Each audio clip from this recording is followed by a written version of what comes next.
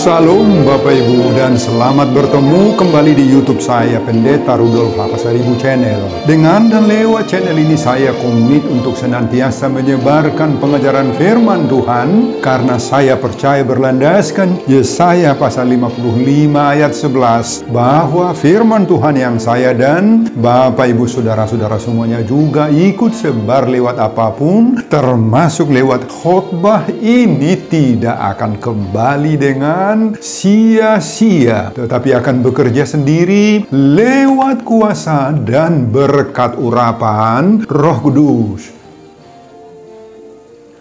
Mari Bapak Ibu, saudara-saudara semuanya, saya ajak membantu saya menyebarkan pengajaran firman Tuhan, khotbah di pertengahan minggu kelima sesudah Epifanias 9 Februari 2025, terambil dari kitab Amos pasal 3 ayat 1 sampai 8. Dan bacaan dari Injil Lukas pasal 5 ayat 1 sampai 11, diikat oleh topik atau tema, dipanggil menjadi penjala manusia. Dalam bahasa Batak Toba ditulis, di jauh gabe si jala colma. Saya baca untuk kita, simaklah pembacaan firman Tuhan berikut ini. Judul perikop Amos pasal 3 ayat 1 sampai 8 adalah Nabi sebagai penyambung lidah Allah. Dengarlah firman ini yang diucapkan Tuhan tentang kamu, hai orang Israel, tentang segenap kaum yang telah kutuntun keluar dari tanah Mesir. Bunyinya, hanya kamu yang kukenal dari segala kaum di muka bumi, sebab itu aku akan menghukum kamu karena segala kesalahanmu. Berjalankah dua orang bersama-sama jika mereka belum berjanji?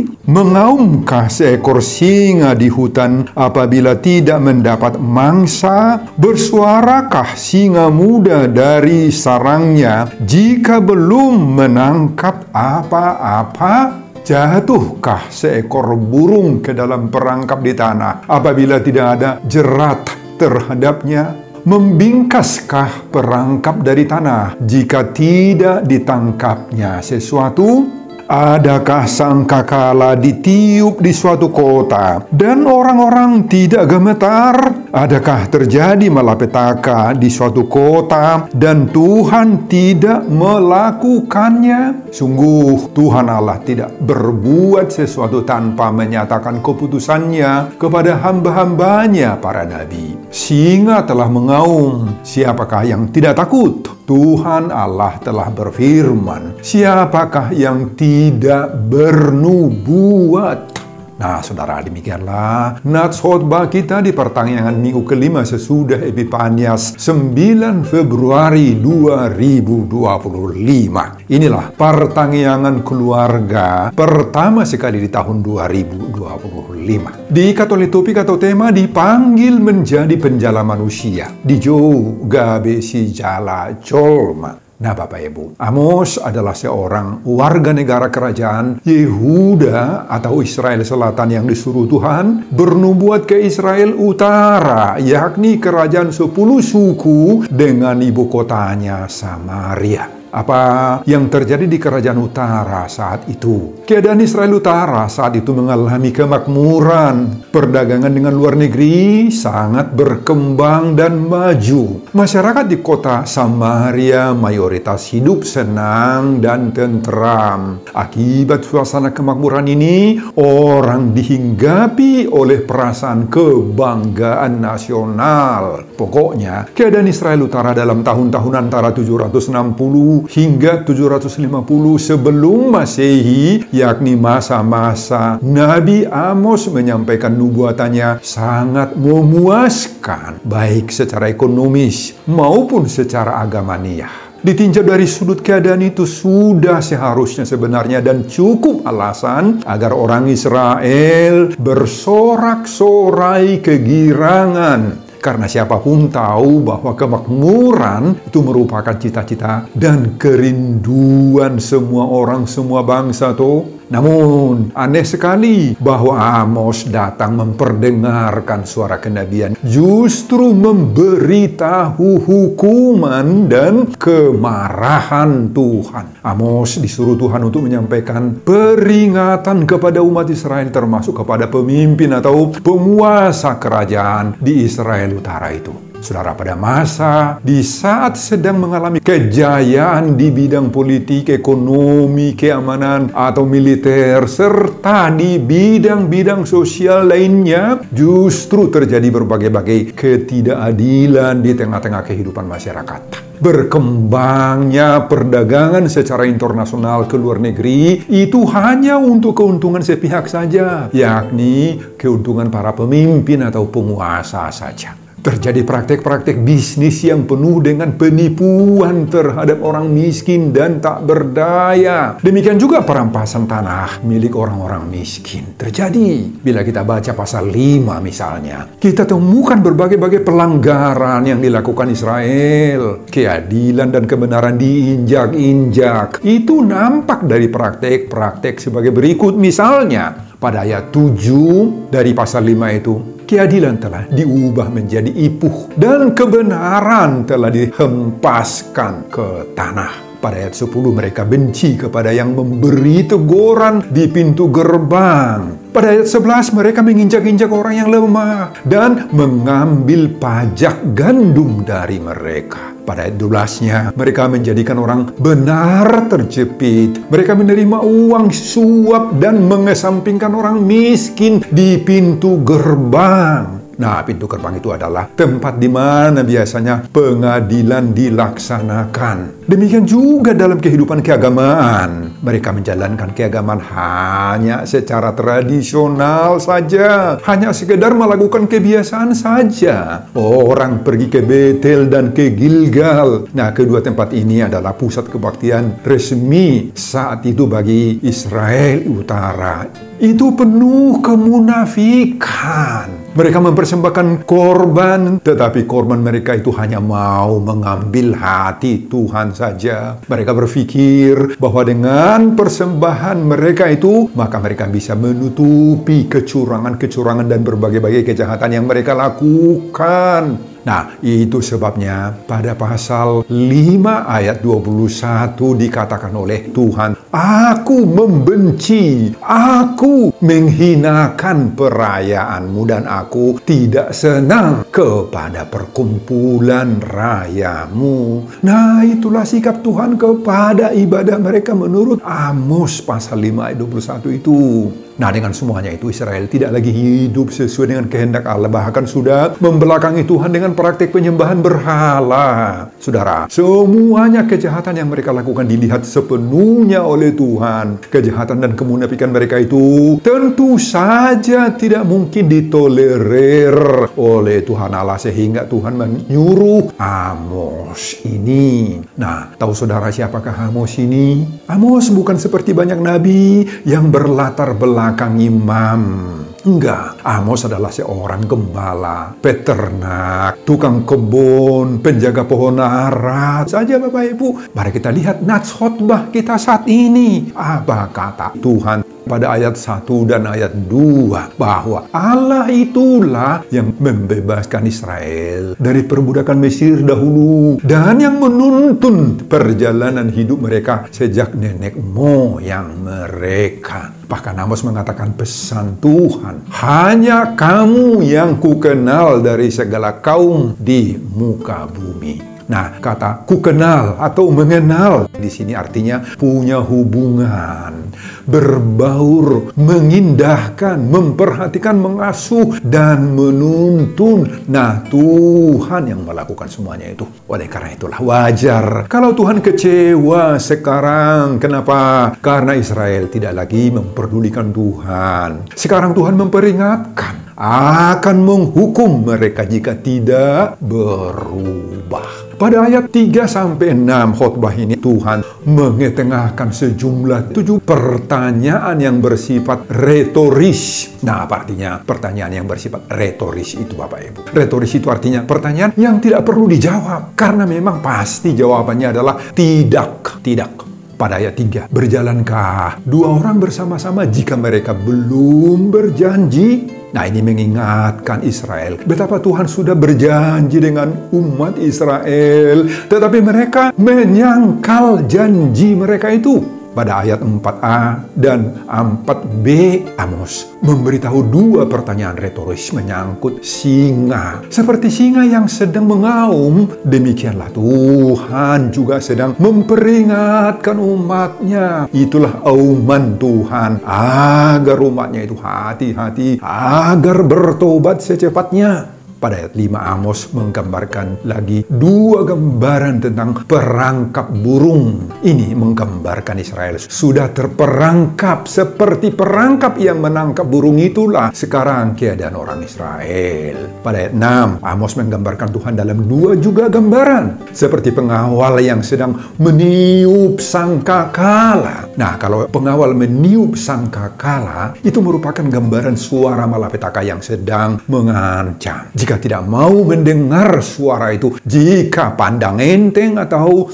jika melecehkannya, maka mereka pasti korban. Pada ayat 7 dan 8, Allah digambarkan seperti singa yang sedang mengaum agar Israel segera meresponinya. Malapetaka yang akan terjadi buat Israel bukan terjadi secara kebetulan saja, tetapi karena hukuman yang akan dijatuhkan oleh Tuhan. Tetapi sebelum Tuhan menjatuhkan hukuman itu, terlebih dahulu Tuhan menyuruh nabinya dulu sebagai penyambung lidah Tuhan. Nah, saudara, fungsi, tugas, dan kehadiran Amos persis seperti seruan topik minggu kelima sesudah Epifanias 9 Februari 2025. Amos itulah yang dipanggil menjadi penjala manusia di Jauh Gabe si jala jolma agar Israel selamat dari hukuman Tuhan. Amin, Bapak, Ibu, dan saudara-saudara.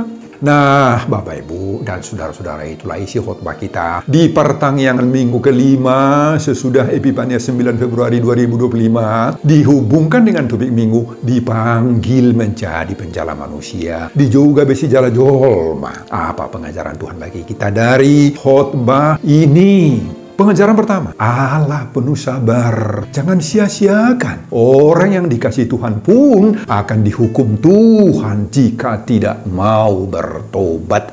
Nah, saudara, pada ayat 1, ayat 2, Amos menegaskan bahwa Tuhanlah yang telah menuntun Israel keluar dari tanah Mesir. Dan hanya Israel lah bangsa yang dikenal oleh Tuhan di segala kaum di muka bumi ini. Tetapi Tuhan akan hukum mereka atas kesalahan, kecurangan mereka. Nah, sekali lagi, kata mengenal di sini menunjuk pada kasih Tuhan yang begitu besar terhadap orang Israel. Mengenal di sini mengandung arti menuntun, membina, menyelamatkan, juga memiliki hubungan yang sangat dekat, sangat intim, dan itu sudah berlangsung lama, yaitu sejak nenek moyang mereka keluar dari tanah Mesir dahulu. Namun, sayang sekali, identitas Israel sebagai bangsa pilihan Tuhan di zaman Amos ini tidak lagi dihargai. Sudah mereka lupakan dan abaikan. Mereka sudah terlena dengan kejayaan, kekayaan, kekuasaan, dan segala kelimpahan yang mereka miliki. Mereka sudah hidup sesuka hati. Bahkan mereka sudah bertindak semena-mena terhadap orang lemah, orang miskin. Mereka sudah lupa akan perjanjian mereka dengan Tuhan. Mereka sudah membelakangi Tuhan dan menyembah ilah-ilah lain.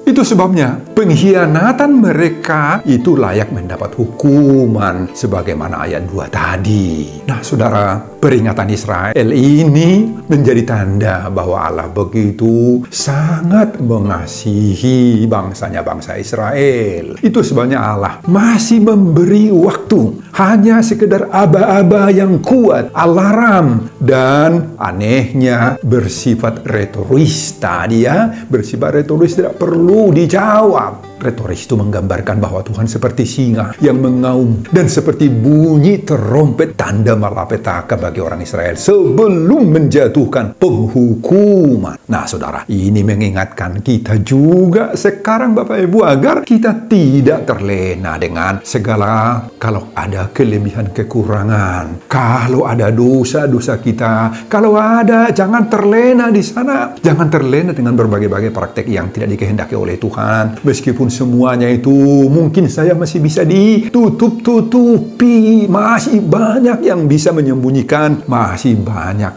yang bisa diakal-akali oleh manusia. Oh, jangan terlena dengan hal-hal seperti itu, Bapak Ibu. Tuhan saat ini sedang memberitahu bahwa Tuhan juga sama-sama berjalan dengan kita lewat perjanjian yang sudah kita buat bersama-sama dengan Tuhan. Nah, di mana perjanjian kita dengan Tuhan? Lewat mulai kita dibaptis, ketika kita melakukan perjamuan kudus, ketika melakukan berbagai-bagai ibadah, doa, upacara-upacara agama, gereja, dan lain-lain. Nah, semua itu merupakan tanda perjanjian kita dengan Tuhan bahwa kita berjalan bersama-sama dengan Tuhan. Nah, peliharalah ini, jagalah kebersamaan perjalanan hidup kita dengan Tuhan ini. Khotbah ini sekarang menjadi alarm, menjadi aba-aba, menjadi tanda-tanda bahwa kepada kita sedang diingatkan oleh Tuhan juga. Teguran Tuhan di zaman sekarang yang masih suka berdosa ini. Banyak orang yang masih suka berbuat yang tidak dikehendaki oleh Tuhan, masih suka berbuat kekerasan, juga nanti pada suatu ketika, Bapak Ibu, akan dihukum oleh Tuhan jika tidak mau bertobat. Dan lewat topik pertanyaan minggu kelima sesudah Epifanias 9 Februari 2025 ini, kita semua pendengar khotbah ini dipanggil menjadi penjala manusia, dijoga besi jala jolma. Mari kita lakukan tugas ini seperti Amos. Amin, Bapak Ibu dan saudara-saudara. Pengajaran kedua, kita harus berani menyampaikan kebenaran Allah. Saudara, Amos digambarkan sebagai seorang nabi yang tegas, kritis, dan memiliki ketetapan hati yang kuat. Amos berani menyampaikan firman sebagai teguran keras bagi umat yang sudah berpaling dari kehendak Tuhan. Sebagai nabi atau hamba Tuhan yang diutus oleh Tuhan, Amos tidak merasa malu, Bapak Ibu, apalagi takut. Tidak, untuk memberitakan yang difirmankan, pesankan Tuhan. Meski hanya sekedar gembala, Amos itu gembala biasa, Bapak Ibu, hanya sekedar petani dan pengumpul buah ara dari desa kecil bernama Tekoa. Nah, dia percaya bahwa Tuhan berpihak kepadanya. Tuhan akan membela dia dalam segala hal. Saudara, suruhan untuk menyuarakan kebenaran itu berlaku juga buat saya, buat Bapak Ibu, buat kita semua. Baik sebagai hamba Tuhan, pemilik atau pemangku jabatan, tohonan gerejawi, ataupun anggota jemaat biasa saja, hanya sekedar ruas nihuria. Nah, itu juga memanggil kita semuanya, Bapak Ibu. Semua kita harus mau menyuarakan kebenaran dengan cara menegur dan mengkritik orang lain. Ya, mengkritik orang lain itu, ya menegur mereka, tetapi dengan penuh kasih. Bisa saja kepada teman, kepada saudara, kepada keluarga, dan bahkan kepada para petugas gereja sekalipun bisa kita sampaikan suara kebenaran. Bisa.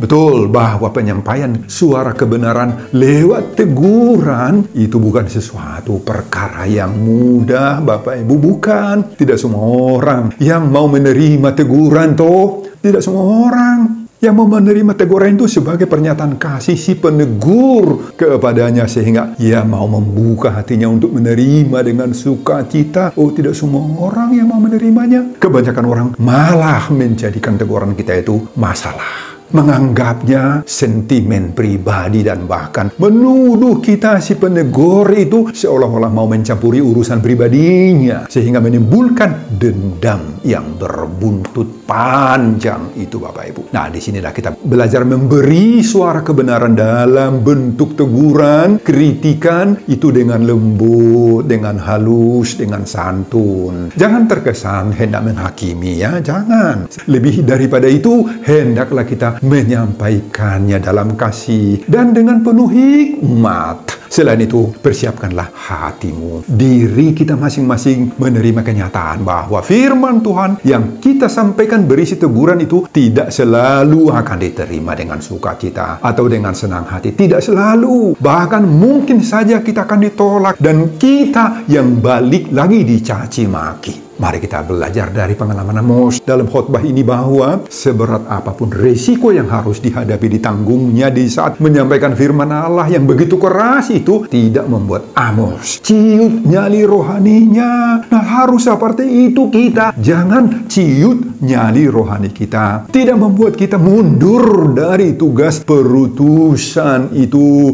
seperti Amos. Jangan. Amos memiliki keyakinan bahwa yang dibawakannya atau yang disuarakannya itu bukan keinginan pribadinya toh, bukan kehendaknya. Tidak ada dorongan emosi dalam dirinya. Nah, harus seperti itu kita. Kita menegur orang lain bukan karena ada emosi dalam diri kita. Kita membawa suara Tuhan, membawa kehendak Tuhan. Oleh karena itu, kita harus memiliki keteguhan hati dan tunduk hanya kepada penyuruhan Tuhan. Inilah pengajaran yang amat berharga bagi kita para pendengar khotbah di zaman now, di zaman sekarang ini Bapak Ibu, bahwa kitalah semua nabi-nabi Tuhan saat ini, dan kitalah juga Amos masa kini. Sama seperti Amos, sekali lagi, yang adalah kaum awam, peternak, petani sederhana yang dipakai oleh Tuhan menyuarakan kebenaran, maka seperti itulah juga diri Bapak Ibu, diri kita semua, terutama semua jemaat-jemaat biasa. Apapun profesi kita, apapun pekerjaan kita, kesibukan kita, kita juga diutus oleh Tuhan sebagai nabi Tuhan masa kini di zaman dunia yang makin anarkis, yang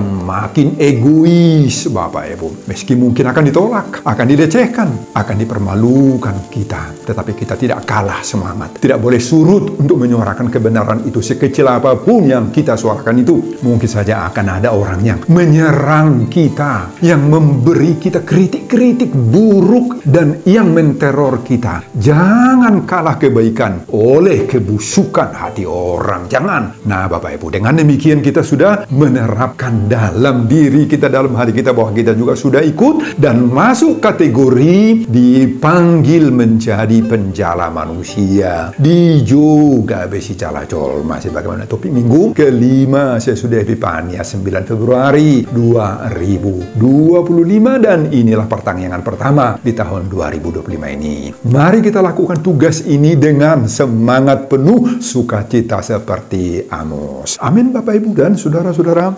Pengajaran ketiga, jadilah kita semua penyambung lidah Tuhan. Saudara, sebenarnya dalam nats ini, bahkan dalam seluruh kitab Amos ini, kita tidak menemukan suara atau kata-kata yang mengatakan penyambung lidah. Kita juga tidak menemukan kata lidah saja pun nggak ada. Sebutan penyambung lidah itu kita temukan dalam judul perikop pasal 3 ini ayat 1 sampai 8, yakni Nabi sebagai penyambung lidah Allah. Saudara, sebutan atau ungkapan yang mengatakan Nabi sebagai penyambung lidah Allah itu mengandung arti bahwa orang yang diutus itu adalah orang yang meneruskan kehendak, meneruskan suruhan, dan meneruskan perintah Allah. Penyambung lidah Allah adalah orang yang memberitakan firman dengan segala konsekuensi yang harus dihadapinya. Pekerjaan sebagai penyambung lidah Allah itu, Bapak Ibu, harus berani menegur yang salah, bukan menghakimi seseorang yang melakukan kesalahan, tetapi membimbing, menasehati, mengarahkan, dan memberi teladan. Nah, itulah penyambung lidah Allah.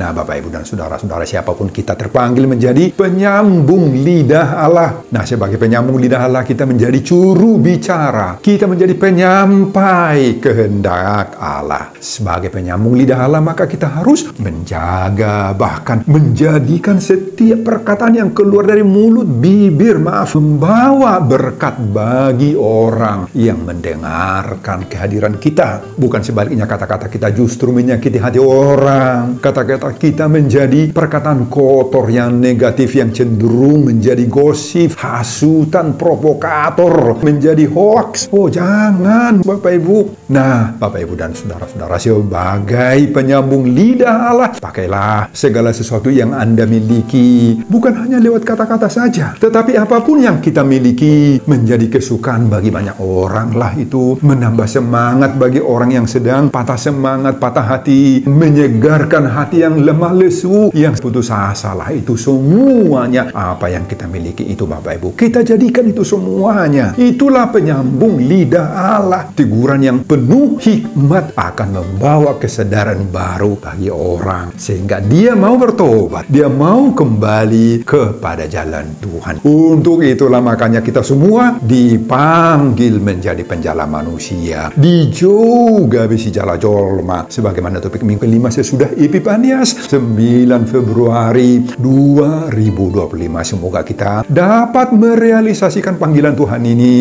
Amin Bapak Ibu dan saudara-saudara. Sebelum saya mengakhiri khotbah ini kembali, saya mengajak Bapak Ibu dan saudara-saudara untuk membantu saya menyebarkan firman Tuhan khotbah di pertengahan minggu kelima sesudah Epifanias 9 Februari 2025 dari Amos pasal 3 ayat 1 sampai 8 ini. Agar semakin banyak orang percaya yang mau dipanggil menjadi penjala manusia, dijoga besi jala jolma, termotivasi lewat khotbah ini. Simak juga video-video khotbah saya yang lain agar Bapak Ibu dan saudara-saudara memiliki sentuhan dan pemahaman rohani yang semakin diperkaya. Bukan di YouTube saya, Pendeta Rudolf H. Pasaribu Channel. Selamat mengikuti pada pertengahan minggu kelima sesudah Epifanias 9 Februari 2025. Tuhan Yesus memberkati kita. Salam Horas. Amin. Bapak, terima kasih untuk firman-Mu menyapa kami saat ini, supaya kami tidak terlena oleh berbagai-bagai kekurangan, oleh dosa-dosa, kelemahan-kelemahan kami. Jangan terlena kalau Tuhan memberi berkat bagi kami, supaya kami bisa menjaga diri kami, tidak jatuh di dalam berbagai-bagai kekurangan, supaya kami tidak mendapat hukuman daripada Tuhan. Tolong kami, kuatkan kami Tuhan, melawan diri kami, melawan kuasa-kuasa iblis yang merusak diri kami. Berkati hamba-Mu dalam mempersiapkan khotbah-khotbah berikutnya, dan semuanya untuk hormat dan kemuliaan Tuhan. Amin.